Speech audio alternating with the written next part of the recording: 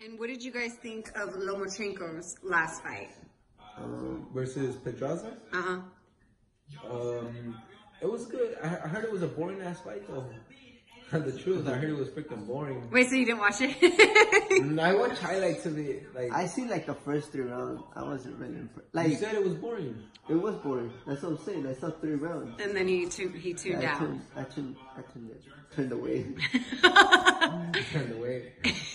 No, I didn't watch the rest. It is crazy though how people are saying that. What's it called? Lomachenko is a way better fighter than Tank, and I think he is a better fighter than him. But you know how we're on the Javante Tank knocked him out like 11th or 10th, was it? He knocked him out in like the 10th or 11th, and Lomachenko couldn't knock him out. Styles make fights, you know. You have sparred against Lomachenko, and you've sparred against Leo Santa Cruz. Yeah. So you've gotten the opportunity to spar against some elite fighters. Yeah. What are your thoughts? Like, just, you know, from having personal experience. And we have Leo Santa Cruz who's coming up on a fight February 13th, is it? 16th. Okay. There's like Leo and Abner, they have very like Leo has a very high punch volume. He throws a lot. He's very active in the ring. Also Lomachenko's very active. Like when I spar Oscar Valdez, Oscar's style is more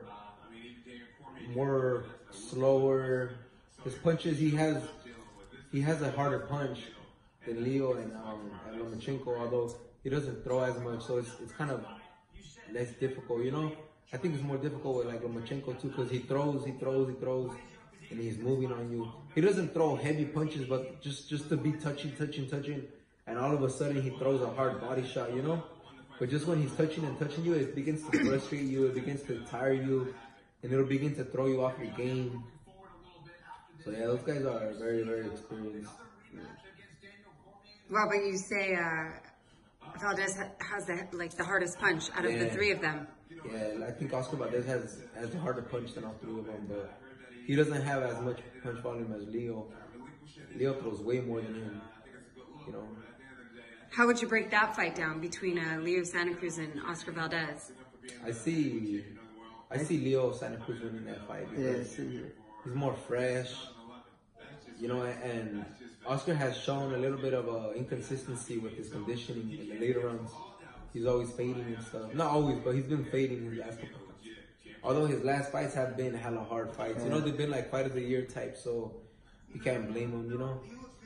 Like, unlike Leo though, Leo looks like he never gets tired. Like, that fool starts from No, he talks about that. He is very like, he talks about how important it is. He's like, your endurance, he was like, you need it. Yeah, you He talks about how he's always, like, that's one of his main focuses at the gym, is that endurance. Yeah, it has to be, because if you don't have that, you kind of lose your composure. When fighters start getting tired, they begin to lose their heads. That's why a lot of fighters, when they start the fights very good and stuff. But it's in the later rounds when they start making errors and stuff, because they start getting tired, they start putting their hands down. And Leo, he's always like this too. That's another thing I noticed. He's never dropping his hands. Like, on top of the fact that he has a lot of conditioning, his hands are always up high, which is good too. So he always has his composure, even if he's tired, you know? He's really good.